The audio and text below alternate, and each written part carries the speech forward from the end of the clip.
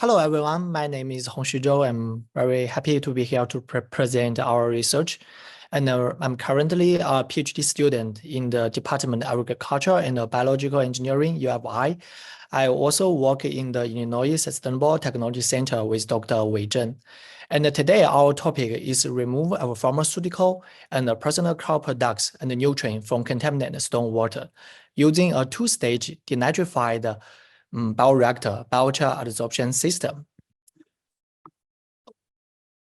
So first of all, I will give a very brief introduction about the PPCP contamination in the environment. Antibiotics, adsorptions, and personal care products, they all PPCPs in our world, and they transform to the environment in different pathways. And as you can see, for the point source PPCP, the wastewater from hospital, from household, factory, they can be monitored and controlled. However, for the non-point source PPCP, such like the application of biosolid, reusing wastewater to irrigation, this type of non-point source PPCP are very difficult to monitor and control. So in order to control non-point source pollution, best management practice are proposed. So best management practice, as we call the BMPS, are actions to protect, manage, and restore both natural and modified ecosystem. And very common stormwater BMPS, including the constructed wetland, bioretention cells, and the woodchip bioreactor. So we did a very detailed review from the papers publications for remove PPCP using constructed wetland and bioretentions. And you can see the remove efficiency is varied greatly from lower than 10% to more than 100%. And today we want to introduce another BMPS, as we call the woodchip bioreactor. Actually, woodchip bioreactor is designed to remove nitrate from stormwater and drainage water. And the woodchip, the organic medium in the woodchip bioreactor, they support the growth of denitrified bacteria. And this denitrified bacteria can facilitate the denitrification process to convert the nitrate to nitrite to nitric gas. However, some research also shows the woodchip-based system, they have benefit to retaining herbicide and antibiotics, and their remove efficiency can higher than 80%. However, using this woodchip bioreactor have some negative impact. Their byproduct generation, such like phosphorus relief and dissolved organic carbon leaching. And you can see the picture from the field. And this is a very big size woodchip bioreactor installed in Illinois, in UIUC. And if we collect the effluent from the woodchip bioreactor, you can see they release in the initial stage, after we set up this system, they release high concentration of DOC, COD, and total phosphorus. So this is one issue we need to solve. And our solution is using biochar. So biochar is a carbon-rich material produced from agricultural biomass or forest residue. And these biochar are similar in their appearance to charcoal, activated carbon, or other black carbon material. But they can also provide other benefits, such like carbon sequestration and soil amendment. But most studies is for the biochar is focused on the lab. And we use powder form biochar to check their remove efficiency. And when we want to use this powder form biochar in the field, actually, they can cause some issues. For example, powder form biochar is very difficult to transport and install in the farm, and it can also cause dust emission. So commonly, the biochar is added into the woodchip bioreactor to mix them, but there are some limitations for them. First of all, since biochar and the woodchip bioreactor, they have different medium size, it can result in preferential flow paths. Another thing is the biochar and the woodchip bioreactor, they have different life cycle and the service lifespans. Woodchip bioreactor can maintain in the field for more than 10 years, but biochar after saturated, maybe you have to replace them. So if you mix them together, it's not a practical way, right? So in our group, we propose to design the two-stage denitrified bioreactor biochar treatment system, as we called B2 system. We believe the secondary treatment system can provide additional benefit to minimize side effect of woodchip bioreactor. So the first stage is woodchip bioreactor, second stage is biochar system. As I also mentioned, biochar application, is not powder form biochar is not suitable for engineering design application. So we manufacture desired biochar pellet. So first thing we need to do is to mix our feedstock, lime sludge, and soil dust. And we use a pelletizing machine to pelleting them and transform them to pyrolysis. So finally, we can get desired biochar pellets. I have to mention that this desired biochar pellets is target phosphorus removal because they contain a large number of lime sludge. So as you can also see, our system set up many times. And in this system and in this experiment, we focus on two factors. First of all is hydraulic retention time, how they impact on the removal efficiency of nutrient and the PPCP. Second is different particle size of biochar. So each system was fed with synthetic wastewater, propelled with our surface water to provide 60 milligram per liter nitrate, 10 milligram per liter phosphorus, and 1 milligram per liter PPCP compounds. And the PPCP we select here is ibuprofen, naproxen, sitagliptin, and adsorption. So here are some results I want to show you guys. And as we mentioned, this desired biochar is used to remove phosphorus. And you can see for the phosphorus remove, the biochar remove most of phosphorus, more than 98% at the initial stage.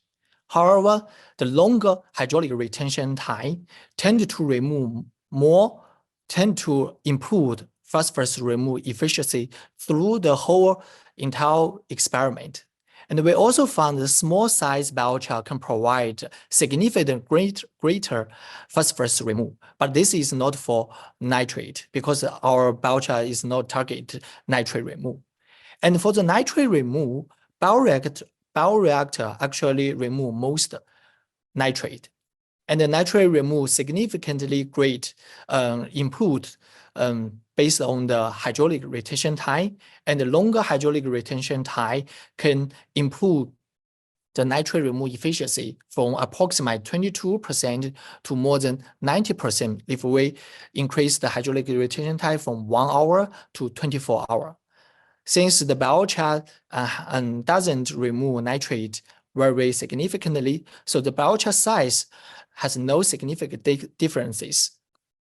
And for the phosphorus removal, for the PPCP removal, the average PPCP removal by our B2 system follow the orders. They remove most adsorption and then sitagliptin and ibuprofen and naproxen. And you can see the first stage bioreactor can remove certain percent of PPCPs. However, after we add the second stage biochar systems, it can again further improve the removal efficiency. So we believe this B-Power 2 system can achieve synergistic removal performance. And also, after we use small size biochar, it had reached to the highest PPCP removal. And for our experiment, we can also show the hydraulic retention time. With increasing hydraulic retention time is also an important factor for the PPCP removal. Let us check the bioproduct generation and remediations. And in our inflow, the COD and DOC is normally range from 10 to 20 milligram per liter. However, after the water pass through the woodchip bioreactor, it significantly increase the DOC and the COD. And the longer hydraulic retention time release higher DOC and the COD byproduct from woodchip bioreactor. But our secondary biochar system provide additional benefits to reduce all the COD and the DOC to the below 20%, below 20 milligram per liter. So we believe this secondary biochar system can offer additional benefits to minimize their side effect and also improve nitrate, nutrient, and PPCP removal. And in summary, our result shows the application of B2 system have positive impact on nutrient and PPCP removal. But also, if you want to use woodchip bioreactor, trade-off needs to be made between pollutant removal and the bioproduct generations. And through optimization of biochar size, hydraulic retention time, and system design, these are very crucial factors to maximizing contaminant removal while minimizing biochar release. So this is all my result. I thank our funding agent from US EPA. And oh, by the way, we also scan our experiment in the field to check if the feasibility of our B2 system to remove PPCP and the nutrients. And I want to thank our funding agent from USDA, EPA, and the SARA grant. And finally, and most important, we right now have a journal. Toxins is called for papers. If you the topic, you can use biochar to remove emergent contaminant. And the gas editor is from our Illinois Thermal Technology Center, Dr. Wei Zhen. And if you're interested in to submit your paper here, please contact us. We can offer favorable discount. Thank you. Great, thanks for your presentation. We have about 3 minutes left, and I see we have questions in. Yeah, we have a couple on Zoom here. The first one is, at what scale would this be applied in the field? Oh, actually, I think there are a lot of places we can apply this system. Field scale, for example, we can apply it for right now in UFI. We applied it in the dairy farm to treat like livestock wastewater, and also we attempt to apply it in the rural sewage lagoon system to further treat the PPCP and the nutrient from the lagoon effluent. Yeah. Great. And then we have another one here that says, does the biochar have to be regenerated? Does it clog over time? Yes, it's a great question. So far, we didn't try to regenerate the biochar because we think the biochar can hold in the farm for a year. And another, as I mentioned, another benefit for the biochar is soil amendment. We want to apply, we want to check if the PPCP or nutrient can release from biochar. If the PPCP cannot release from this biochar, we prefer to apply this biochar in the field rather than regenerate. And like other second stage system, if you have installed a second stage system, it can be cause clogging over time. Yes. I have a question from Huba. After the biochar is used to remove contaminants, how is it disposed? Does it then become a potential contaminant? Yes, this is a very good question. As I mentioned, our aim is to remove nutrient and PPCP. So if we remove the nutrients and the nutrients can specifically the phosphorus can load in this PPC in our biochar, we want to reuse it as a slow release fertilizers. We don't want to dispose it to landfilling or transform to other place. We want to closing the agricultural loop. But another thing, if we use to remove PPCP, we also need to check if they can release PPCP after absorbed from it. And this is also a very good point we're going to investigate later.